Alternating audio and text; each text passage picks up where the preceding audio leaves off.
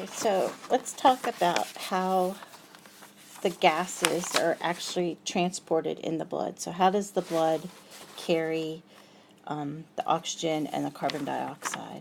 So it's, of course, it's not as easy as we think. Okay, so the first thing is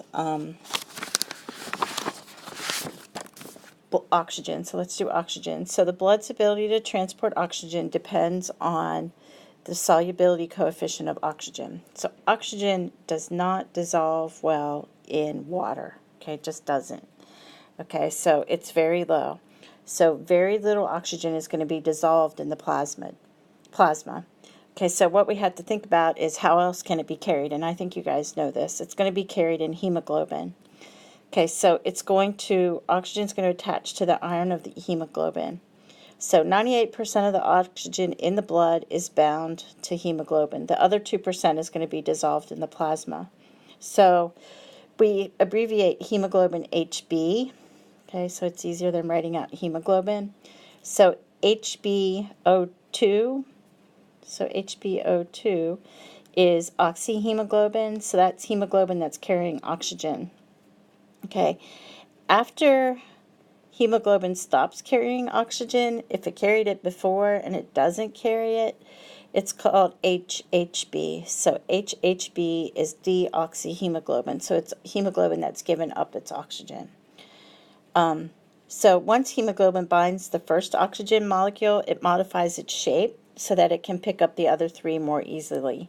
Okay, so I just told you, so hemoglobin can bind 4 oxygen molecules.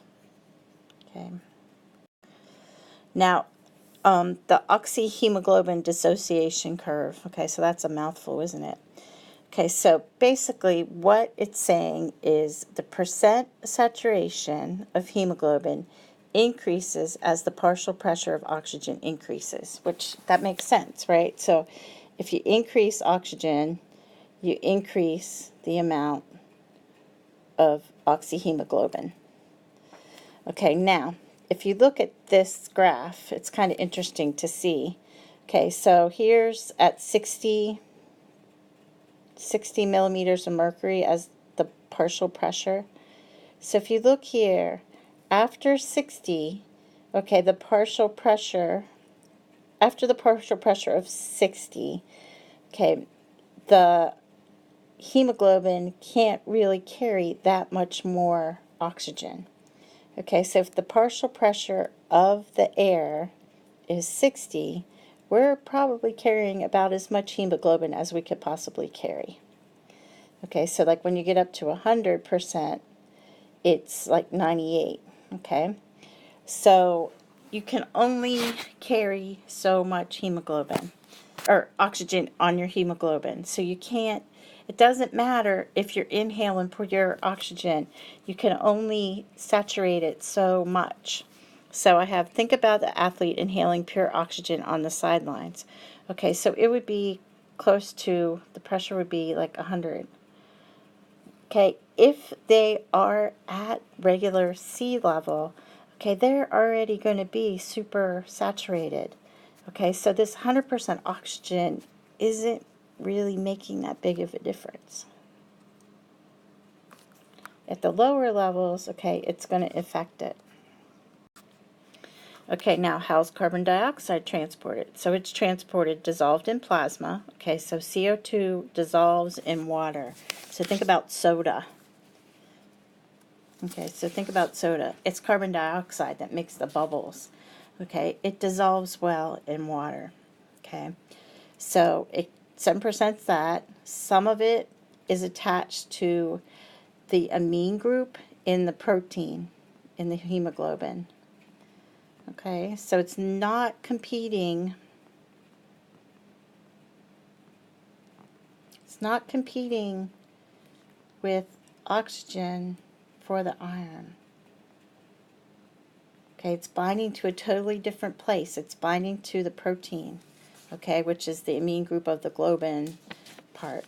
Okay, so they call that, this is like one of my favorite words, carbaminohemoglobin. Okay, so HbCO2. Okay, now The last part, okay, is it's carried as carbonic acid. So as bicarbonate dissolved in water or in plasma. Okay, so it's going to look like HCO3 negative. Okay, and we're gonna go over that equation again that we've talked about before. Okay, so it can be carried like that. That's like 70%.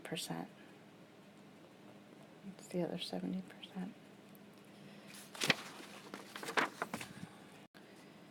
All right, now this this picture it looks kind of complex, but it's actually not that bad.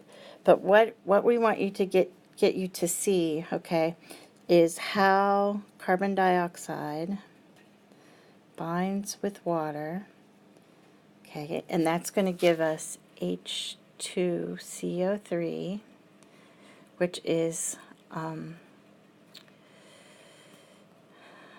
carbonic acid.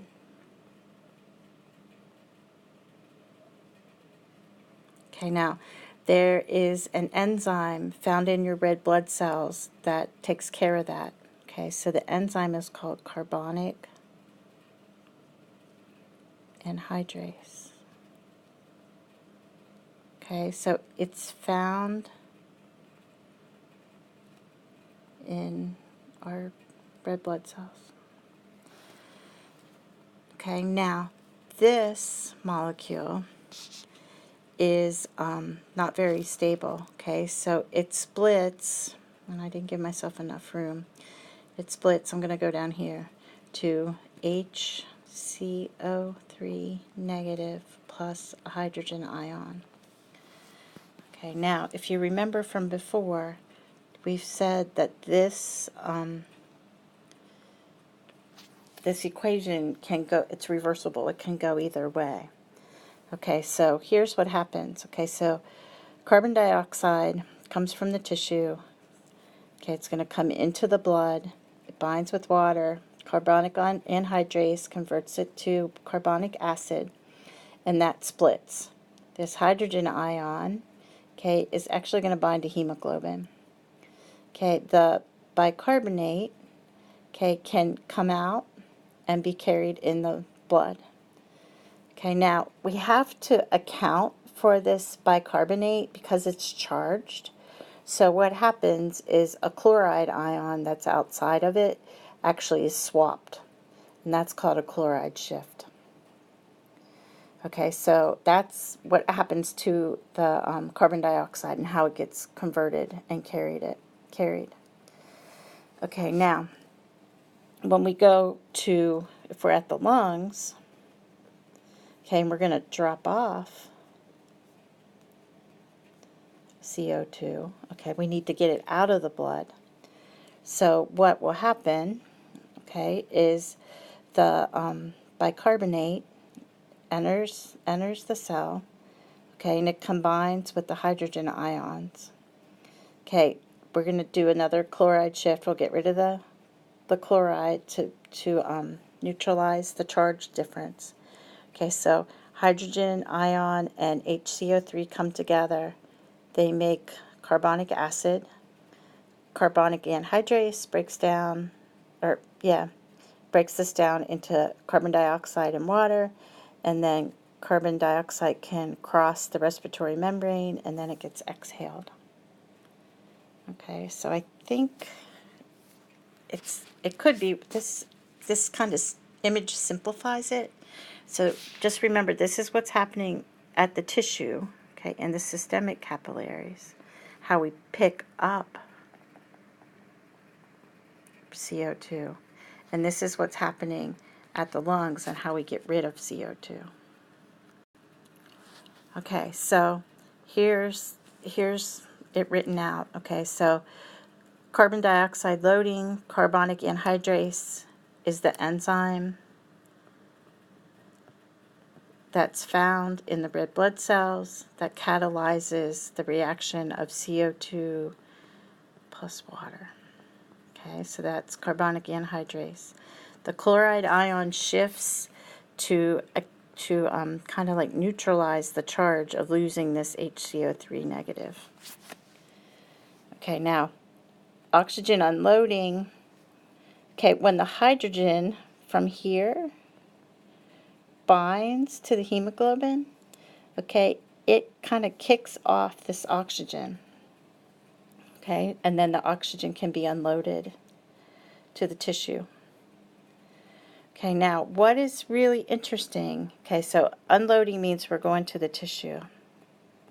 Okay, so we're dropping it off at the cells that need it to do cellular respiration. Okay, hemoglobin in the blood, it arrives saturated at 97%. When it leaves and the blood is blue, it's still 75% saturated. Okay, so we still have a lot of oxygen in our blood. Okay, so we call that venous reserve. Okay, so there's still some in there. It buys you a little bit of time if you're not breathing. Okay, so we've released about 22% of the oxygen when we drop it off. Okay, now what affects how the oxygen is dropped off? So the first thing is how much oxygen is actually in the tissue. Okay, so if the tissue is active, it's using the oxygen. Okay, so you need to drop off more oxygen. Okay, so if tissue is active, the temperature is increased, so more oxygen gets dropped off. If the tissue is active, it has a higher carbon dioxide level, which means it has a higher hydrogen ion level, and that lowers the pH. Okay, when the pH drops, you unload more oxygen.